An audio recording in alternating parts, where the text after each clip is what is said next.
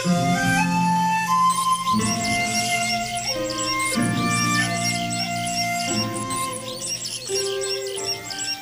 Lord.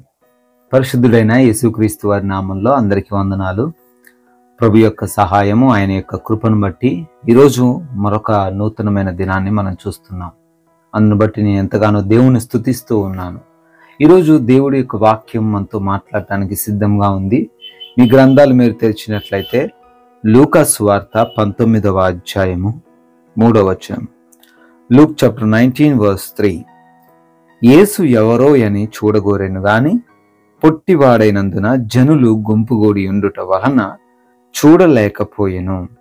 And he was seeking to see who Jesus was, but on account of the crowd he could not, because he was small of stature. ప్రియమైన సహోదరి సహోదరులారా, ఈరోజు వాక్యాన్ని మనం శ్రద్ధగా గమనించగలిగితే చాలా అద్భుతమైన విషయాలు దేవుడు మాట్లాడుతున్నాడు. ఈ లూకా సువార్త రాసినటువంటి లూకా భక్తుడు, హీ ఈజ్ ఏ డాక్టర్. ఒక డాక్టర్గా ఉన్నటువంటి ఈ లూకా గారు మనుషుల్లో ఉన్న లోపాలను కూడా ఎప్పుడు కూడా చూడగలడు కదా. ఒక డాక్టరు ఎప్పుడు మనుషుల్లో ఏ బలహీనత ఉంది అని చూడగలడు. అదేవిధంగా ఈ యొక్క ఎవరైతే జక్కయ్య అనే వ్యక్తి ఉన్నాడో అతను హైట్ పరంగా చూసినప్పుడు హీ ఈజ్ వెరీ షార్ట్, చాలా తక్కువ ఎత్తులో ఉన్నట్టుగా మనం చూడొచ్చు. ఈ తక్కువ ఎత్తులో ఉన్నటువంటి ఈ జక్కయ్య యేసుక్రీస్తు వారి యొక్క ప్రాంతం వస్తున్నారు అని తెలుసుకొని ఆయన చూడ్డానికి చాలా తాపత్రయపడ్డాడట. అయితే మొదటగా అటు నుంచి వెళ్తున్నప్పుడు ఈయన హైట్ కొద్దిగా ఉన్నప్పుడు సో ఈ కుడ్ నాట్ సీ, అతను చూడలేకపోయాడు. ఎందుకంటే అందరూ కూడా అతనికంటే ఎత్తుగా ఉన్నారు. తనలోని ఆశ అక్కడికే చచ్చిపోలేదు.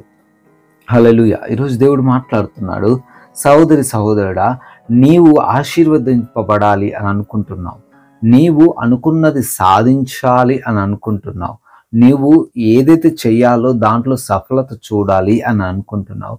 కానీ అది నీ వల్ల కాకపోతే నువ్వు గివప్ చేయొద్దు, నువ్వు దాన్ని వదిలిపెట్టొద్దు. ఇక్కడ పొట్టి జక్క ఏం చేశాడో అది నువ్వు చేయగలిగితే నువ్వు కూడా అనుకుంది సాధించగలవు, నీ పరిస్థితిని మార్చుకోగలవు, నువ్వు ఆశీర్వదింపబడగలవు. హల్లెలూయా.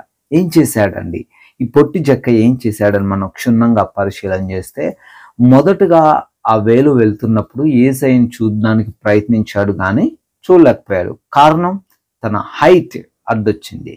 దాని తర్వాత ఎలా అయినా చూడాలా అని చెప్పి యేసుక్రీస్తు వారు ఈ దారి గుండా వెళ్తే ఏ దారి గుండా అతను వస్తాడో ఆ ఊరు వ్యక్తి కనుక ఆ జక్కయ్య గారికి తెలుసు. సో ఈయన ఏం చేశాడంటే గబగబా వెళ్ళి మేడి చెట్టు ఎక్కి దానిపైన ముందే కూర్చున్నాడట. హల్లెలూయా. అంటే తనలో చూడాలి అనే తృష్ణ కలిగి ఉన్నాడు. దాన్ని ఎలాగైనా నెరవేర్చుకోవాలి అనే తృష్ణతో పైకెక్కి కూర్చున్నాడు. సో అప్పుడు కొన్ని నిమిషాల తర్వాత యేసయ్య ఆ మార్గంలో వస్తుండగా అతడు పైనుంచి చూశాడు. హల్లెలూయా. పైనుంచి చూస్తే ఏమైందండి అక్కడంటే జక్కయ్య జీవితం మార్చబడ్డది. జక్కయ్య ఎప్పుడు కూడా అనుకోలేదు యేసయ్య నన్ను పిలుస్తాడు అని. కానీ యేసుక్రీస్తు వారు జక్కయ్య దిగిరా, నేను నీ ఇంట ఉండవలసి ఉన్నది అని.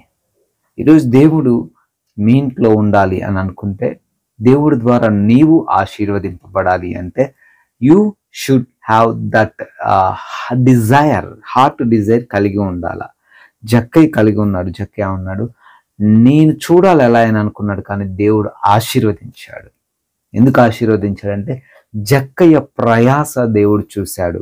నీ ప్రయాసను కూడా దేవుడు చూస్తున్నాడని నువ్వు మర్చిపోవద్దు. నువ్వు పరిగెట్టడం చూస్తున్నాడు, నువ్వు దేవుని కోసం తప్పించడం చూస్తున్నాడు, నువ్వు దేవుని కోసం ప్రార్థించడం చూస్తున్నాడు. సో నువ్వు మధ్యలో ఆగిపో, మాకు ఇంకా దేవుడు నాకు అడిగింది ఇవ్వట్లేదు అనుకోకు. నువ్వు అడిగింది ఆయన ఇవ్వబోతున్నాడు. ధైర్యంతో విశ్వాసంతో జీవించు, గొప్ప కార్యాలను చూడబోతున్నావు. దేవుడి మాటలు దీవించును గాక. ప్రార్థించుకుందాం. ప్రభువా స్తోత్రాలు నాయన. బిడ్డలు విన్న ఈ వాక్యాన్ని తండ్రి ఆశీర్వదించండి. బిడ్డల జీవితాల్లో కార్యాలు జరిగించండి. ఆయన వారి యొక్క ఆశగుని ఉన్న ప్రాణాన్ని తృప్తిపరుస్తానన్నావు. వారి యొక్క విశ్వాసాన్ని చూసి వారికి ఆశీర్వాదాలు ఇస్తానన్నావు తండ్రి. అదేవిధంగా ప్రతి ఒక్క బిడ్డను ఆశీర్వదించమని అడుగుతున్నాము అయ్యా, ప్రార్థిస్తున్నాము అయ్యా. బలహీనతతో ఉన్న వారికి విడుదల దయచేయండి. అంధకార క్రియలతో బాధించబడుతున్న వారికి విడుదల దయచేయండి. ఆర్థిక ఇబ్బందులు కలిగి ఉన్న వారికి విడుదల దయచేయండి తండ్రి. ఈ రోజున ప్రతి విషయంలో కూడా మీ సహాయము ప్రతి ఒక్క బిడ్డకు దయచేయమని, వారి ప్రయాణాలను దీవించమని, వారి పనులను ఆశీర్వదించమని, మీ కృపలో ప్రతి బిడ్డను రక్షించుకోమని యేసుక్రీస్తు వారి నమ్మకమైన నామంలో ఈ ప్రార్థన అడిగి వేడుకొని పొందుకుని ఉన్నాం తండ్రి. Amen, amen. May God bless you all. దేవుడు మీ అందరినీ కూడా దీవించును గాక.